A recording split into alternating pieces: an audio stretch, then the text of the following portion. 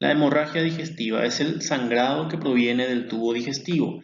Esta puede manifestarse en forma de hemorragia oculta. Significa que la hemorragia no es evidente, no se ve el sangrado. O bien una hemorragia sintomática en donde la sangre es evidente. Cuando la hemorragia es oculta, produce anemia y la anemia se manifiesta con algunos síntomas como el mareo, el dolor precordial, eh, la disnea, la palidez de piel y mucosas y el síncope. Y cuando es sintomático, la hemorragia es evidente, se puede manifestar como hematemesis, melena o hematoquesia. La hematemesis es la pérdida de sangre por la boca o en pozos de café. La melena es la evacuación de materia fecal de coloración oscura que se debe a la cantidad de sangre que contiene, pero es una sangre digerida que proviene generalmente del tracto digestivo superior. Y la hematoquesia es la presencia de sangre rojo rutilante en presencia de materia fecal normal. La hemorragia digestiva puede ser alta o puede ser baja. La hemorragia digestiva es alta cuando se origina por encima del ligamento de Treitz, es decir, cuando se origina en el duodeno, en el estómago o el esófago. Y es baja cuando se origina por debajo del ligamento de Treitz, o sea, se origina en el intestino delgado, en el intestino grueso, ya sea colon, recto, conducto anal. La hemorragia digestiva alta tradicionalmente fue la que tenía la mayor frecuencia, el doble de frecuencia que la hemorragia digestiva baja, pero actualmente tiene menor mortalidad y menor incidencia, es menos frecuente la hemorragia digestiva alta. Actualmente, debido al tratamiento, a los tratamientos más efectivos, la mejor prevención de las hemorragias, de las úlceras pépticas, tras el descubrimiento del Helicobacter pylori como factor de riesgo y de los antiinflamatorios no esteroides. La hemorragia digestiva alta. Existen diversas causas para los sangrados del tracto digestivo superior, pero existen algunas que son muy frecuentes, como la úlcera péptica, que son lesiones asociadas al Helicobacter pylori, a AINES, a consumo de antiinflamatorios no esteroides y a la hipersecreción ácida. También los desgarros de Mallory Weiss asociados a pacientes alcohólicos con vómitos intensos.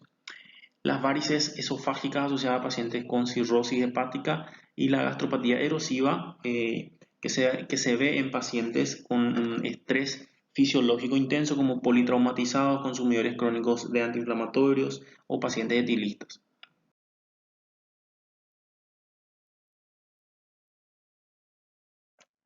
La hemorragia digestiva baja tiene diversas etiologías, por ejemplo, a nivel del intestino delgado existen a veces ectasias vasculares que son malformaciones de vasos sanguíneos que producen hemorragias crónicas que llevan a pacientes ancianos a la anemia y a sus síntomas, por ejemplo, o en ocasiones también algunos tumores gastrointestinales carcinoides del intestino delgado que son poco frecuentes, que también producen sangrados.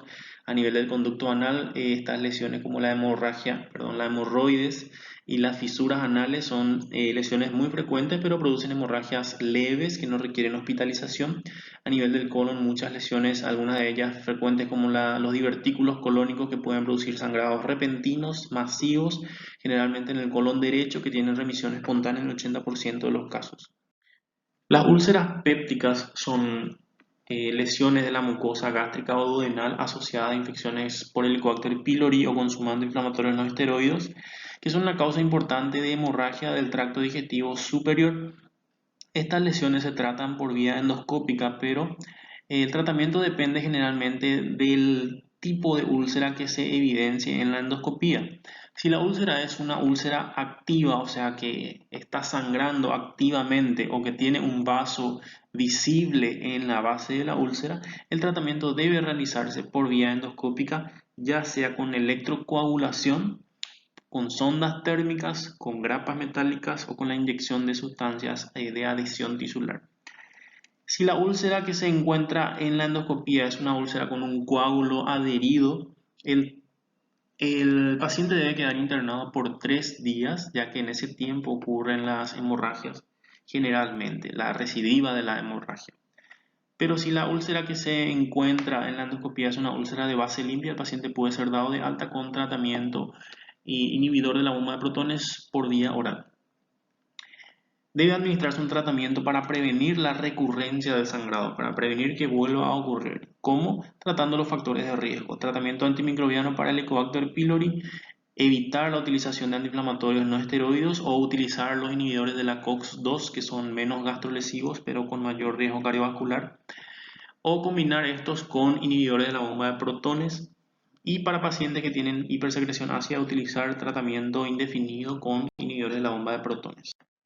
En la imagen se ven los desgarros de Mallory Weiss, otra causa de hemorragia digestiva del tracto superior. Se asocian a pacientes etilistas que presentan tos intensa, arcadas intensas y posteriormente la rotura de la mucosa gástrica en la unión con el esófago produce un sangrado que se manifiesta en forma de hematimesis. Tiene resolución espontánea en el 90% de los casos y el tratamiento a veces puede ser endoscópico o cuando es grave puede requerir la embolización a través de la arteriografía o directamente la cirugía para sutura de la lesión.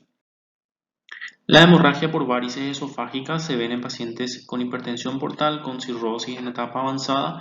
El tratamiento se puede hacer con la ligadura endoscópica de las varices, como se puede ver en la imagen. Se administra también fármacos vasoactivos como el octreótido, que es un inhibidor de la somatostatina, disminuye la probabilidad del sangrado de las varices.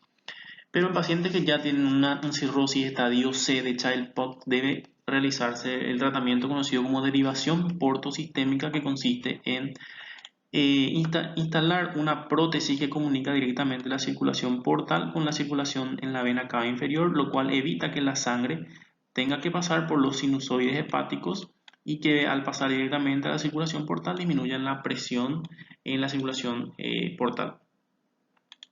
El tratamiento con fármacos beta bloqueantes no selectivos también está indicado en pacientes con hemorragia por varices esofágicas. En la imagen se ve la circulación portal con su ramificación que se dirige a los sinusoides hepáticos y de estos se originan las ramas que forman la vena suprahepática hacia la vena cava inferior. Se ve también un catéter que está estableciendo una comunicación directa entre la circulación de la cava inferior con la vena porta, lo que permitirá que la sangre, en vez de atravesar los sinusoides hepáticos, atraviese directamente el catéter hacia la vena cava inferior, evitando así la resistencia que se encuentra a nivel del hígado cirrótico y con eso disminuir la presión en la circulación portal y las varices. La hemorragia digestiva baja puede originarse en el intestino delgado. Existen diversas causas, como las ectasias vasculares, como se ve en la imagen, otras como las erosiones relacionadas al consumo de antiinflamatorios no esteroides, la enfermedad de Crohn, los tumores del intestino delgado, las vasculitis, la isquemia del intestino delgado, las infecciones del intestino delgado, los divertículos de Meckel que son frecuentes en niños, los quistes. El tratamiento de las ectasias vasculares a veces requiere tratamiento endoscópico o en otras ocasiones se han intentado tratamientos con estrógeno o progesterona pero sin evidencia de su funcionamiento, así como de octreótido o lenalidomida. En el colon existen diversas causas como los divertículos, la diverticulosis, la hemorroides, las fisuras, las ectasias vasculares también, los pólipos sangrantes, las úlceras asociadas a enfermedad de Crohn. Estas hemorragias que se deben a divertículos se tratan también por vía endoscópica, pero en algunos casos requieren embolectomía, que significa ocluir el vaso afectado a través de un émbolo generado por angiografía. La ablación segmentaria es la cirugía en donde se extirpa el sector del intestino afectado. Es importante distinguir clínicamente una hemorragia digestiva alta de una hemorragia digestiva baja. La hemorragia digestiva alta se manifiesta muchas veces, generalmente en forma de melena. La melena es la evacuación de materia fecal de coloración oscura que se debe a la presencia de sangre digerida originada en el tracto digestivo superior, el cual al atravesar el intestino por más de 14 horas sufre la acción digestiva de los jugos intestinales que la digiere y la convierte en una sustancia de coloración oscura. La hematemesis es la pérdida de sangre por la boca o vómitos en pozos de café asociados a las hemorragias del tracto digestivo superior. En cambio, la hemorragia digestiva baja se manifiesta con la hematoquesia, que es la pérdida de sangre roja rutilante asociada a materia fecal de coloración normal. Otras características de la hemorragia digestiva alta son el aumento de los ruidos hidroaéreos a la ocultación del abdomen o la elevación de la urea que se asocia a la digestión de proteínas de la sangre depositada en el intestino delgado. La hemorragia digestiva alta también se puede manifestar en forma de hematoquesia, pero en este caso significa que esta sangre proveniente del intestino del tracto digestivo superior viaja rápidamente a través del tubo digestivo, expulsándose en forma de hematoquesia, pero significa que el sangrado es importante y produce generalmente alteración hemodinámica. Es importante distinguir en una hemorragia digestiva si esta produce alteración de la hemodinamia o se acompaña de hemodinamia estable. Cuando el sangrado es leve, produce cambios ortostáticos de la presión arterial, pero cuando el sangrado es moderado, la frecuencia cardíaca se altera y se constata taquicardia. Cuando el sangrado es importante, ya además de la taquicardia hay disminución de la presión arterial. La hemoglobina también ha de descender en las hemorragias graves, pero no lo hace en la fase aguda. Recién en las siguientes horas, cuando ocurre una hemodilución, se alteran las cifras de hemoglobina y hematocrito. La hemorragia digestiva alta se trata con una endoscopía digestiva alta, a través de la cual se constata el origen de la úlcera, el origen de la hemorragia y se administran tratamientos locales como las grapas, la ablación, las ondas térmicas, la electrocoagulación con sondas bipolares y el tratamiento también se hace por vía endovenosa administrando omeprazol, que es un inhibidor de la bomba de protones u otros fármacos similares. La hemorragia digestiva baja se trata con la endoscopía también. Si la hemorragia es severa, se realiza la embolectomía por angiografía. Se introduce contraste a través de la arteria femoral, la arteria aorta, luego la arteria mesentérica inferior. Se observa el paso de contraste o el sitio de la hemorragia y se introduce el émbolo que ocluye la arteria y por lo tanto cesa el sangrado. Debe aclararse que también en pacientes con hematoquesia y alteración hemodinámica debe realizarse antes una endoscopia digestiva alta para descartar que el sangrado no provenga del tracto digestivo superior. Cuando el sitio de la hemorragia es desconocido, es decir, ya se realizaron estudios endoscópicos e imagenológicos como la tomografía, la angiografía, la resonancia magnética y no se encontró el origen de la pérdida de sangre en un paciente con anemia crónica, por ejemplo, puede realizarse la angiografía en caso de que haya alteración hemodinámica o si hay anemia crónica solamente puede realizarse la enteroscopía por cápsulas endoscópicas, que son un instrumento pequeño que se deglute y este recorre, que tiene una cámara en su interior y recorre todo tu digestivo, captando las lesiones que pudieran existir en el duodeno, por ejemplo.